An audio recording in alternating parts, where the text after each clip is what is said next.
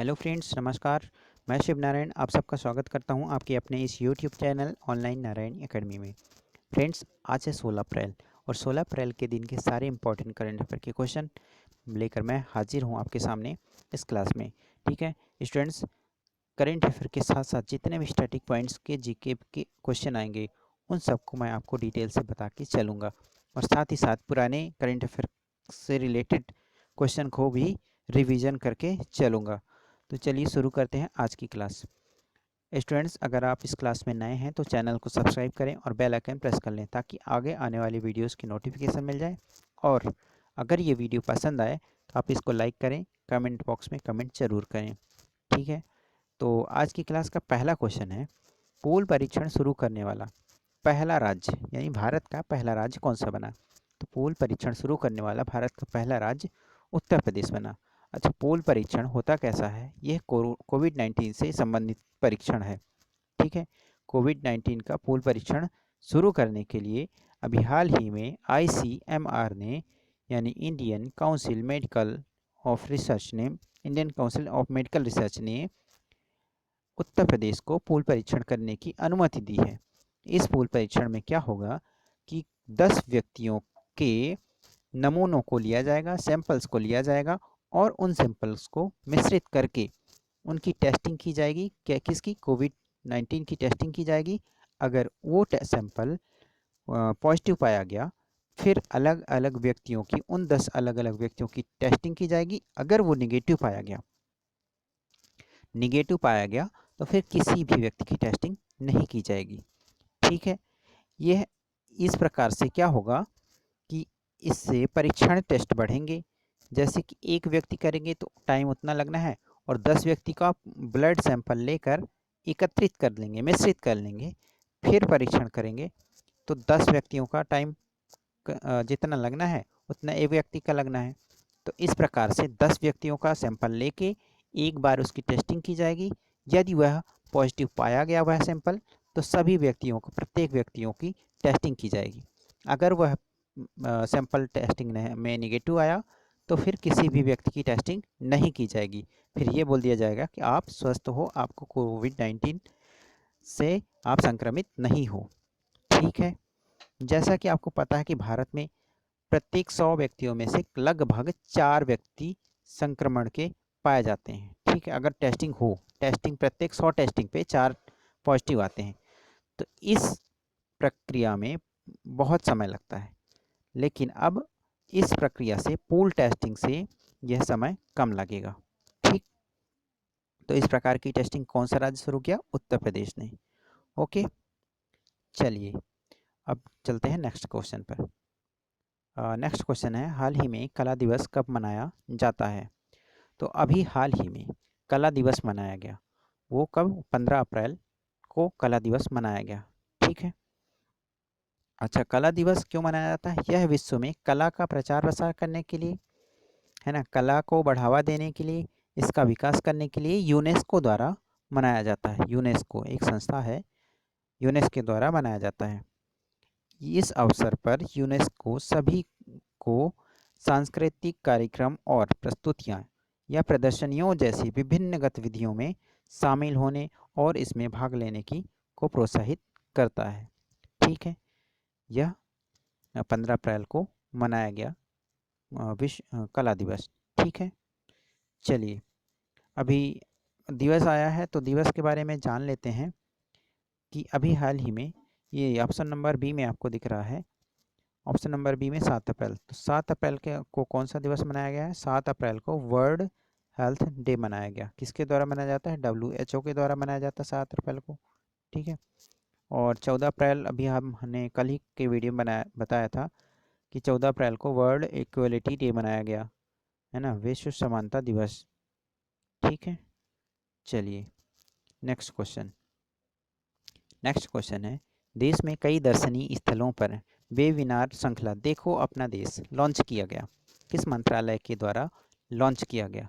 ठीक है, तो यह अभी हाल ही में पर्यटन मंत्रालय के द्वारा देखो अपना देश लॉन्च किया गया है, पर्यटन मंत्रालय के द्वारा।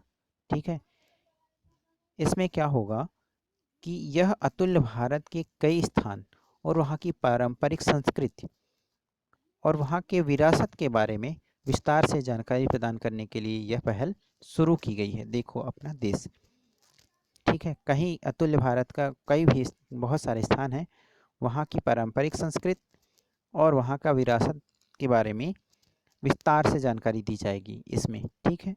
चलिए, पर्यटन मंत्रालय आया है, तो पर्यटन मंत्री कौन है अभी हाल ही में जान लेते हैं। ये हैं पर्यटन मंत्री प्रहलाद सिंह पटेल। ये राज्य मंत्री स्वतंत्र प्रभार के मंत्री हैं प्रहलाद सिंह पटेल, ठीक है। चलिए नेक्स्ट क्वेश्चन है विश्व चगास दिवस कब मनाया गया। तो अभी हाल ही में विश्व चगास दिवस मनाया गया। वो कब मनाया गया? 14 अप्रैल के दिन मनाया गया है, ठीक है, विश्व चगास दिवस। और यह बता दूं, यह पहली बार मनाया गया है, ठीक है, पहली बार इस दिवस को मनाया गया। यह क्या होता है चगास दिवस? यह एक कीड़ों द्वारा होने वाला रोग, ठीक है, रोग है, संक्रामक रोग है, कीड़ों द्वारा होने वाला संक्रामक रोग है। इस रोग के प्रति जागरूकता फैलाने के लिए यह दिवस मनाया जाता है, ठीक है। और यह दिवस WHO के द्वारा मनाया जाता है। ओके, WHO आया है, तो WHO के बारे में जान लेते हैं। WHO की स्थापना कब हुई थी? 7 अप्रैल 1948 को हुई थी। ओके, 7 अप्रैल के दिन विश्व स्वास्थ्य दिवस भी मनाया जाता है। और विश्व स्वास्थ्य दिवस इस साल की जो विश्व स्वास्थ्य दिवस मनाया गया, उसमें एक थीम थी कि इस साल को, इस पूरे वर्ष को nurses and midwives, year of nurses and midwives के नाम से मनाया जाएगा, ठीक है। तो ये 7 अप्रैल को WHO डे मनाया जाता है और इसकी स्थापना 1948 में हुई। और इसका हेडक्वार्टर कहाँ है WHO का? जिनेवा स्विट्जरलैंड में है। ओके, चलिए, और अभी हाल ही में 2 अप्रैल को हमने बताया था आपको पुरानी वीडियोज़ में, पिछली वीडियो में, कि 2 अप्रैल को वर्ल्ड ऑटिज्म डे मनाते हैं, ठीक है। ये वर्ल्ड ऑटिज्म डे क्या होता है? मानसिक रोगों से संबंधित डे होता है, ताकि मानसिक रोगियों को इसी तरह से जागरूकता फैला के उनको मानसिक तरीके से स्वस्थ किया जा सके।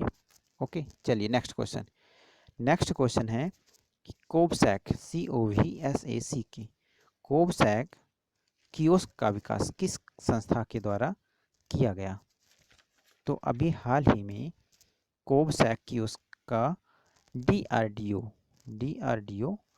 के द्वारा इस संस्था का विकास किया गया है, सॉरी, इस कियोस्क का विकास किया गया। अच्छा, DRDO ने इसको क्यों विकास किया? कोविड-19 का सैंपल इकट्ठा करने के लिए, ठीक है, इसको डेवलप किया है। कोविड-19 का सैंपल इकट्ठा करने के लिए इसको डेवलप किया है। इसमें कोविड-19 के सैंपल्स को बड़ी मात्रा में एक जगह पर रखा जा सकता है और उस जगह पर बिना किसी संक्रमण के खतरे के रखा जा सकता है, ठीक है, उसमें स्टोर किया जा सकता है, उसमें कोई संक्रमण नहीं फैल सकता, ऐसी इसने कियोस्क बनाया है। और इसको क्या करेंगे रखकर?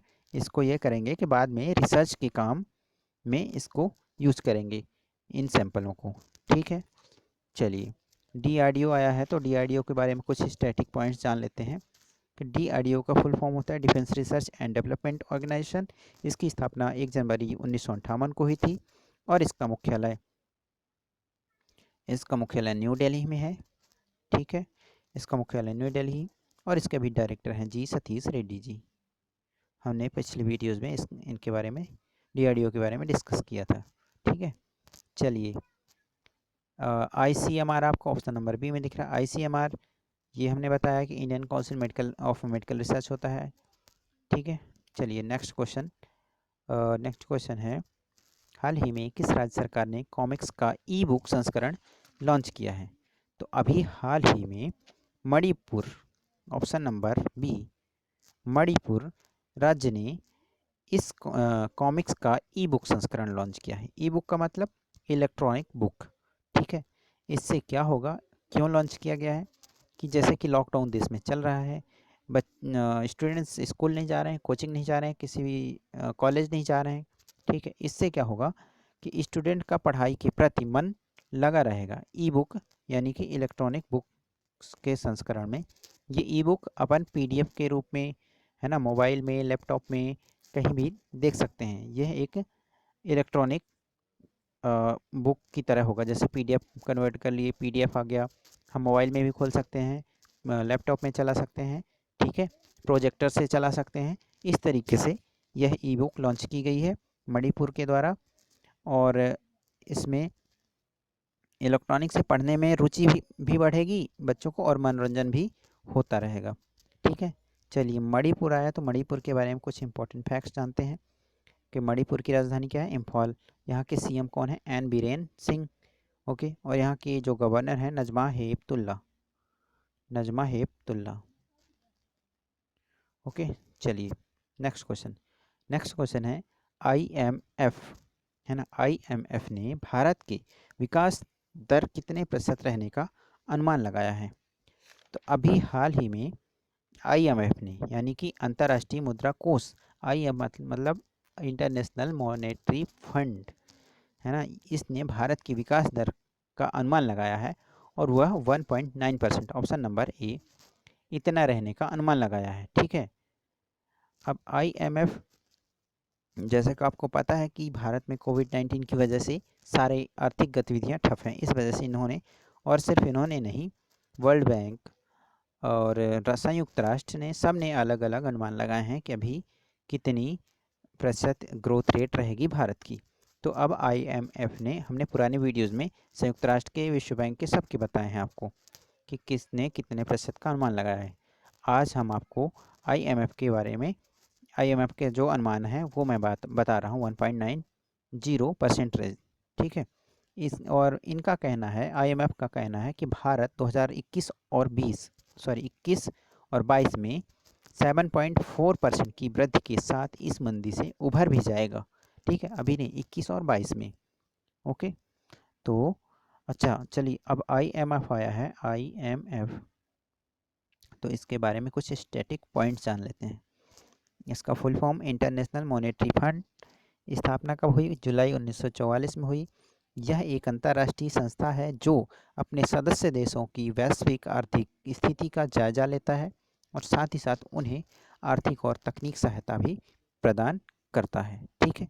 आईएमएफ के हेड कौन है, क्रिस्टालिना जॉर्जिया, ओके, आईएमएफ की। चलिए, आई होप कि क्वेश्चन समझ में आ गया होगा। स्टूडेंट्स, अगर समझ में आ रहा हो तो प्लीज़ चैनल को सब्सक्राइब कर लें, बेल आइकन को प्रेस कर लें, ज़्यादा से ज़्यादा शेयर करें, ठीक है। चलिए, नेक्स्ट क्वेश्चन है, विश्व का सबसे बड़ा हाइड्रोक्सीक्लोरोक्वीन दवा का उत्पादक देश कौन सा है। तो अभी हाल ही में एक दवा की बहुत ज़ोर शोर से पूरे विश्व में चर्चा हो रही है, उस दवा का नाम है हाइड्रोक्सीक्लोरोक्वीन। अब यहाँ पे क्वेश्चन ये बन रहा है कि इस दवा का उत्पादक देश कौन सा है, सबसे बड़ा उत्पादक देश, और ये करंट अफेयर से रिलेटेड क्यों है। तो हम आपकी जानकारी के लिए बता दें कि यह पूरे विश्व में हाल ही में चर्चे में है, इस वजह से यह करंट अफेयर का क्वेश्चन बना, और इसका आंसर हो जाएगा आपका option number B, Bharat. Bharat है विश्व का सबसे बड़ा उत्पादक देश इस दवा का, किसका, हाइड्रोक्सीक्लोरोक्वीन का। लगभग हर महीने करीब 40 टन इस दवा का उत्पादन होता है भारत में। यह दवा वैसे तो अभी कोरोना संक्रमण के दौरान दुनिया भर में चर्चा का विषय बनी हुई है, दुनिया भर में, ठीक है। इस दवा को कोरोना से लड़ने के लिए भी कारगर मानी जा रही है। जैसे कि अमेरिका में इस दवा की डिमांड की गई थी कि मुझे हाइड्रोक्सीक्लोरोक्वीन की सप्लाई की जाए। और हालांकि ये दवा क्या है, मलेरिया की दवा है, बट इसमें दिलचस्प वाली बात यह है कि अमेरिका जैसे बड़े देश यह दवा का कोरोना संक्रमित व्यक्ति को दी जा रही है, ठीक है। अमेरिका जैसे देशों में इस दवा को कोरोना संक्रमित व्यक्ति को दे रहे हैं, और यह सहायक भी साबित हो रही है। ऐसा कुछ नहीं कि वहाँ ऐसी फालतू में दे रहे हैं, है ना, फालतू में नहीं दे रहे हैं, यह दवा सहायक भी हो रही है कि कुछ मरीज ठीक भी हो रहे हैं।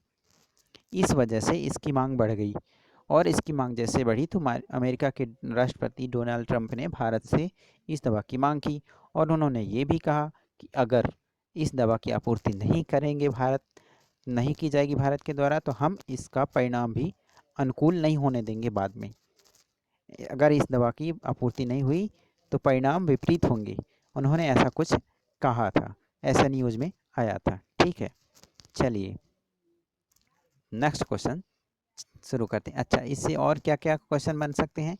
हाइड्रोक्सी क्लोरोक्वीन दवा, इसमें और इससे ज़्यादा कुछ क्वेश्चन बनेगा नहीं। ठीक है, क्योंकि भारत देश में ही सबसे ज़्यादा इस दवाई की उत्पादन हो रहा है।